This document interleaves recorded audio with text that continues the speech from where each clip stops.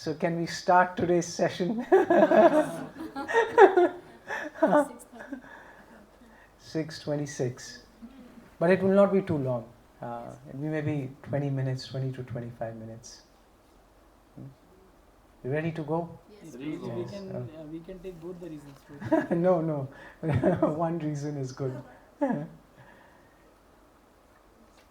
Prabhu, you're recording it today? Okay, good. Because I forgot to press record on Zoom.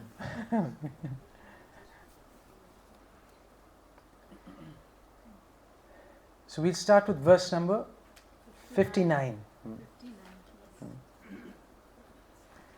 ए श्लोक तत्व लक्ष्मण भागवत सार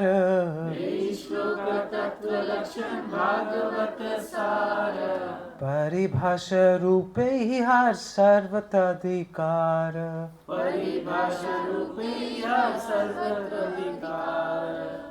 The truth indicated in this verse, text number 30, is the essence of Srimad Bhagavatam.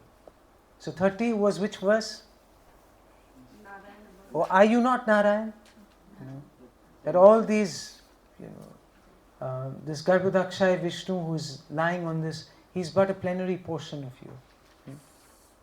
That was the verse, verse number 30. Right. Verse number 14 of the 10th canto, 14th chapter. Okay. So he's referring back to that verse. Okay. He says this conclusion through synonyms applies everywhere. That means, what does this mean? Through synonyms applies everywhere.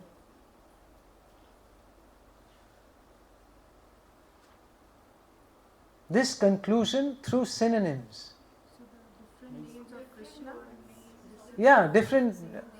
Through different names that depict different qualities. The same potency, but different name.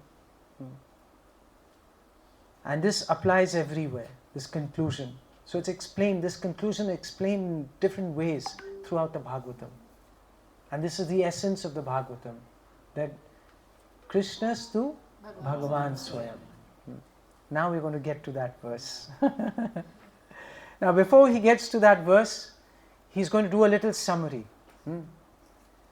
So in verse number 16, he says, Brahma Atma Bhagavana Krishnara Vihara Brahma Bhagavana Krishnara Vihara E Artha Na Jani Murkha Artha Kare Yara.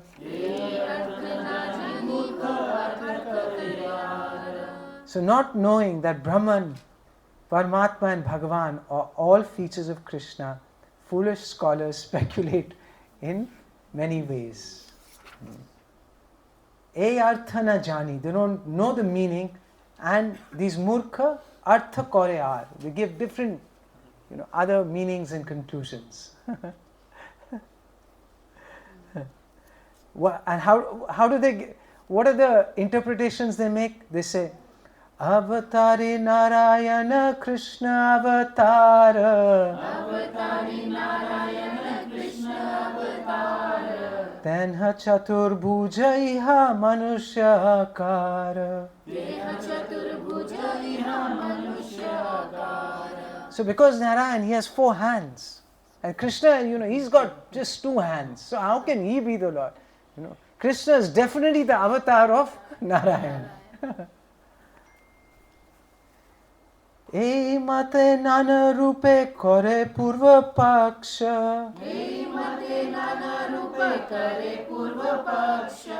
তাহারা নির্জিতে ভাগবত পদ দক্ষ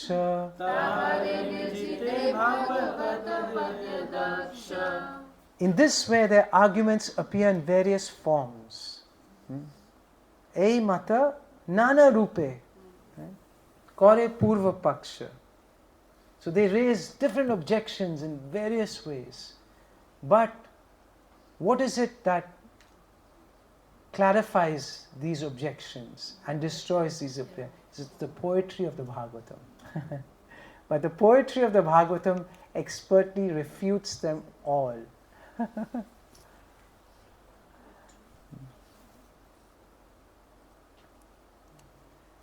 Then he quotes this verse again from the Bhagavatam. This has been quoted already in this chapter. And this is a very important verse explaining the three manifestations of the Supreme Lord. Vadanti tat tattva vidas tattvam yat jnanam advayam brahmetri paramatmeti bhagavan iti shabdaye. So the absolute truth, it is non-dual knowledge. Yat jnanam adhyayam advayam. This is non-dual knowledge, and it is called the impersonal Brahman, localized Paramatma, and the personality of Godhead. Now he says, now listen to this verse. Then we go to verse number 65. He says, Advagyana tattva vastu krishnera swarupa Advagyana tattva vastu krishnera swarupa Brahma atma bhagavana tina tanra rupa. Brahma atma bhagavana tina tanra rupa. So who is this Advaya Jnana Tattva Vastu? It is Krishnera Swarup. So Lord Krishna himself is the one undivided absolute truth, the ultimate reality. He manifests himself in three features as Brahman, Paramatma and Bhagavan. And where has he already shared this? In the last 1 to 11. Huh? In the Bhagavatam. So what did he do in the beginning of the chapter? This is what he did. Right? Didn't he do this in the beginning of the chapter? Yes. So he is summarizing, he is going back and summarizing that. Okay. Before he goes into his next argument, he is summarizing what he's already said. Now you see, he says, in 66, he says, এই শ্লোকের অর্থ তুমি হইলে নির্বাচন এই শ্লোকের অর্থে তুমি হইলে নির্বাচন আর এক শুনো ভাগবতের বচন আর এক শুনো ভাগবতের বচন.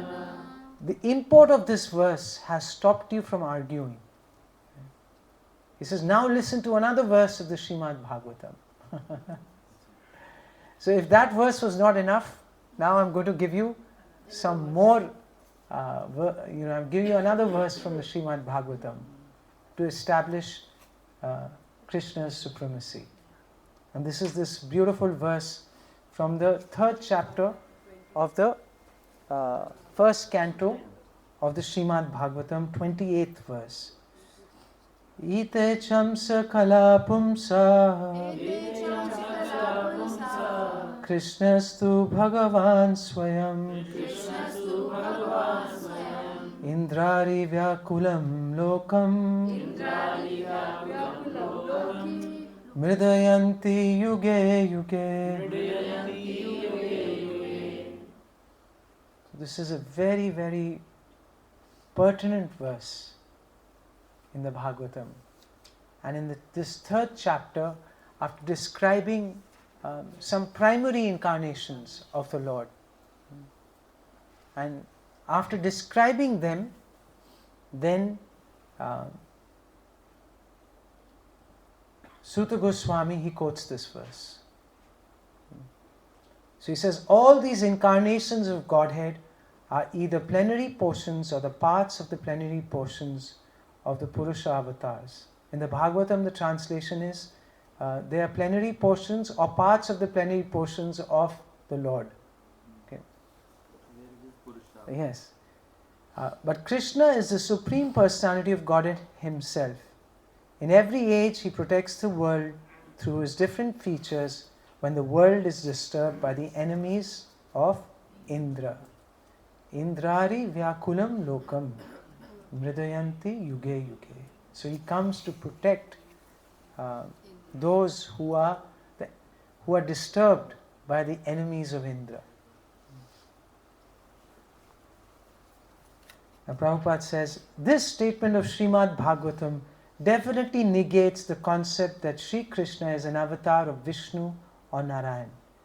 Lord Sri Krishna is the original personality of Godhead, the supreme cause of all causes. This verse clearly indicates that incarnations of the personality of Godhead, such as Sri Ram, Nrsimha and Varaha, are all undoubtedly belong to the Vishnu group, but all of them are either plenary portions or portions of the plenary portions of the original personality of Godhead, Lord Sri Krishna.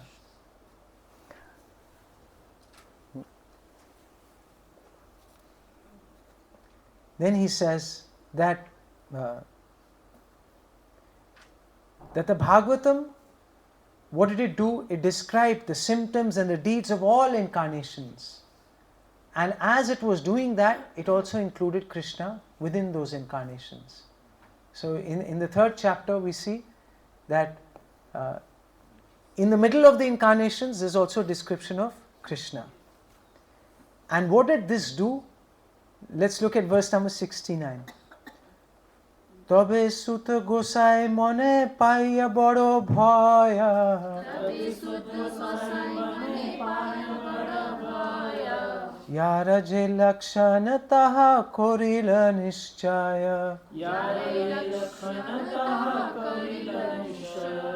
So this made Sutta Goswami very apprehensive. Therefore he distinguished each incarnation by its specific symptoms. And then he says that Avatar Shwabha Purushera Kala Amsa Swayam Bhagavan Krishna Sarva Avatamsa.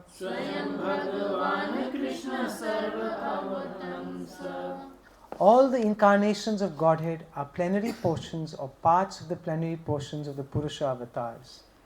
But the primary Lord is Sri Krishna. He is the supreme personality of Godhead, the fountainhead of all incarnations.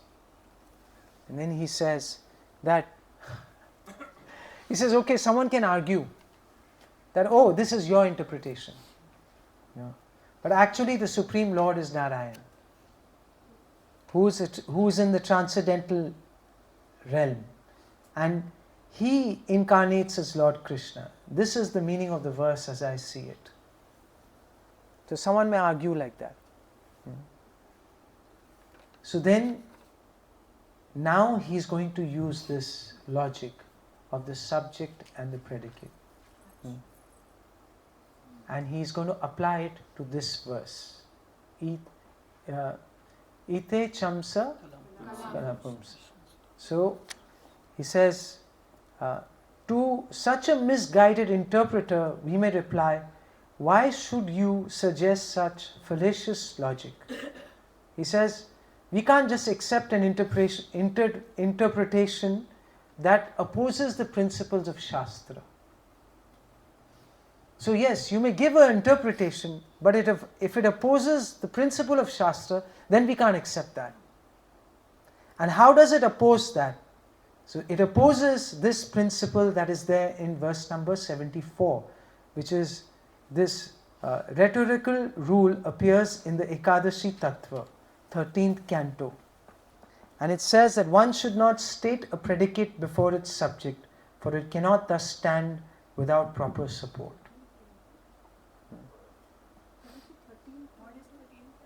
No, this is this scripture Ekadashi Tattva. This appears in the Ekadashi Tattva 13th canto. This is not Srimad Bhagavatam. This is this scripture. Okay. So this scripture describes the Tattva of Ekadashi. And in that, this rule is there. If I do not state a subject, I do not state a predicate. First I speak the former and then I speak the latter. Then he gives an example. Right? He says, for example, we may say, this is in verse number 77, the Vipra is a greatly learned man. In this sentence, Vipra means a Brahman. When we say the Vipra is a greatly learned man, in this sentence, the Vipra is the subject and the predicate is his scholarship, erudition. Okay, you're following so far? Yes, Prabhu. Huh?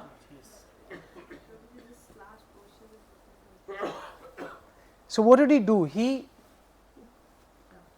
is applying this principle that the subject, no, the predicate follows the subject. Okay, the subject should come first and the predicate should follow. And he says that when you interpret Shastra, you have to stick to this principle. And he's applying this principle now to the verse. Which one? So he's verse number 67, which is from the Srimad Bhagavatam 1:328. Now he is applying this logic to that verse. Okay. And then he is giving this example, but this Vipra is greatly learned man. So Vipra is the subject and the predicate is his scholarship. Now, the man's being a Vipra is known, but his erudition is unknown. Therefore, the person is identified first and his erudition later. Okay. In the same way, all these incarnations were known, but whose incarnations they are was unknown. So when he was discussing all these incarnations in the Bhagavatam, yes, we know these incarnations, but whose incarnations are those? That was unknown. So when he quoted this verse, number 67, 1.3.28. Yes. So how do you pronounce it? Ite or ete? Ete. So eta shabde avatarer age anuvad purushera amsa pache vidhiya samvad. So first the word ite. So ete is who? All these. So ete is the subject. And who's the subject? The incarnations. Ete chamsa kalapumsa. Okay. So ete is the all the incarnations. And so that established the subject. And the plenary portions of whom? Of the Purusha avatars follow as the predicate. Ite chamsa kalapumsa. Okay. So whose incarnations are they? No. Ite, they are not Krishna. They are the incarnations of the incarnations of expansions of Krishna. Okay. Incarnations of the expansions of Krishna. So it says, Ete Shamsa Kala Pumsa. So they are the Amsa and the Kala. Right?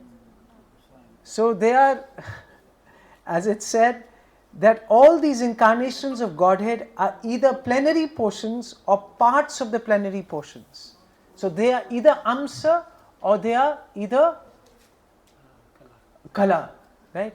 So that is portion of the plenary portion. Okay? So they are either directly a Amsa or they are the or Kala. That means portion of the plenary portion. Okay. And whose are they? Pumsa. Right? Of the Purusha avatars. But now when it gets to Krishna, Krishna's tu Bhagavan Swayam. So Krishna's subject, and what is the predicate? It is all incarnations and Purusha No. avatar. Krishna's tu Bhagavan Swayam. So how Krishna has been described? He is Swayam Bhagavan. Okay. So he is the subject and the predicate is what? He is Swayam Bhagavan. So in the first line of the Ete is the subject Yes. and the planetary portion or the portion of the planetary portion becomes the predicate. Yes. Krishna's tu Bhagavan Swayam, Krishna subject, then he Swayam Bhagavan becomes the predicate. Predicate, yes. So for all the incarnations, what are we saying? What is the Bhagavatam saying? They are the Amsa or the Kala of the Purusha avatars. In this, as Prabhupada, and in the Bhagavatam he says of the Lord, right? But Krishna's tu Bhagavan Swayam. So in the same way, when Krishna was first counted amongst the incarnations, specific knowledge about him was still unknown. Okay? So when all the incarnations were described, then what is Krishna's position was still unknown. Okay? But when this verse came, right, therefore the first word Krishna appears as a subject, followed by the predicate, describing him as the original personality of Godhead.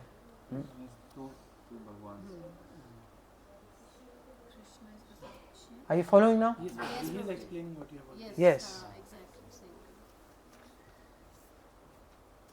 So in 83 he says, Krishnera swayam bhagavata iha hoilo sadhya. Krishnera swayam bhagavata iha hoilo sadhya. Swayam bhagavanir krishnatva hoilo badhya. Swayam bhagavanira krishnatva hoilo badhya.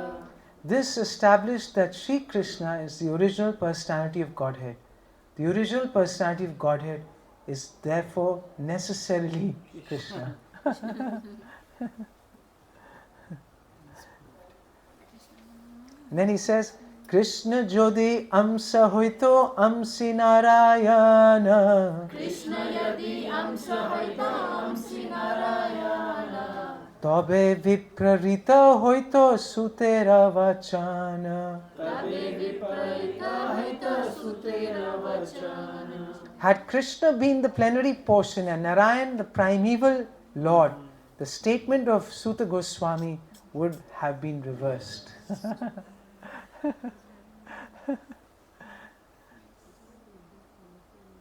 Thus, he would have said, Narayan, the source of all incarnations, is the original personality of Godhead. He has appeared as Sri Krishna. But he didn't say that. So instead of this, he would have said Narayana's tu Bhagavan. So, what he's saying is that had Krishna been a plenary portion of Narayan, right, then the statement of Suta Goswami in that verse would have reversed. Krishna's tu Bhagavan Swayam. Yeah. Narayana's So it would have been Narayan to Bhagavan Swayam. And it would have counted Krishna as in that Ete. So he would be in that category. He proves like a mathematician. Ah. Hence proved. Yes, hence proved. Therefore, you put that those three dots.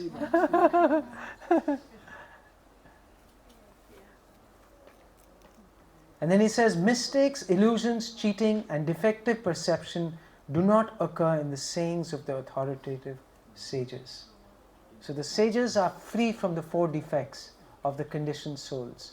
So they cannot make a mistake in these verses. Okay. And then he says, he's so sweet at the end. In 87, he says, you may say something contradictory and become angry when this is pointed out. Right? So when he's pointing this out, he says, you may become angry. Right? And you can say something contradictory, but your explanation has a defect of a misplaced object. This is an unconsidered adjustment. That means we can't accept that. We can't take that into consideration. No. Only the personality of Godhead, the source of all divinities, is eligible to be designated Swayam Bhagavan, or the primeval Lord. When one candle from many others are lit, I consider that one the original. So this beautiful verse, in a short purport, Prabhupada writes that The Brahma Samhita chapter 5 verse 46 states that the Vishnu Tattva, or the principle of the absolute personality of Godhead, is like a lamp because the expansions equal their origin in all respects. So Krishna is considered the original lamp from which other lamps are all lit. A burning lamp can light innumerable other lamps, and although they will not be inferior, still the lamp from which the others are lit must be considered the original. Similarly, the personality of Godhead expands himself in the plenary forms of the Vishnu Tattva, and although they are equally powerful, the original powerful personality of Godhead is considered the source. This analogy also explains the appearance of the qualitative incarnations like Lord Shiva and Lord Brahma. So the Sambhu Tattva, or the principle of Lord Shiva, is like a lamp covered with carbon because of his being in charge of the mode of ignorance.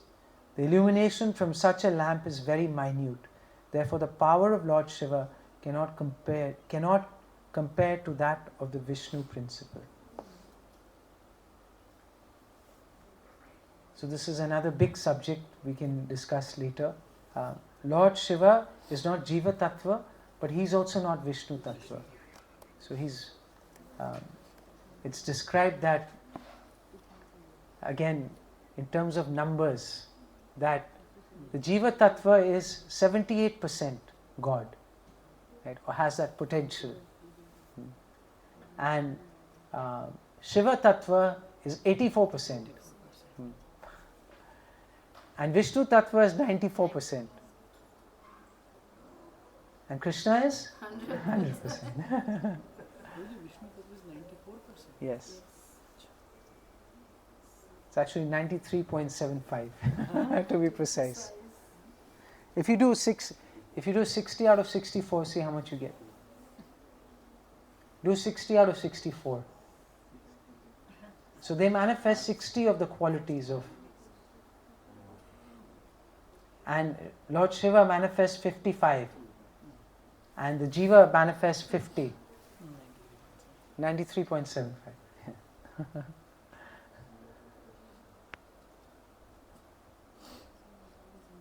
Okay? And Prabhuji, one big topic is coming, like Srimad Bhagavatam, 10 subjects are described. 10, yes. But it's very described in such a sweet way that it's not that it will take forever, it will take one session. So Prabhu, you can put a call. Sorry, Prabhuji. Yes. Please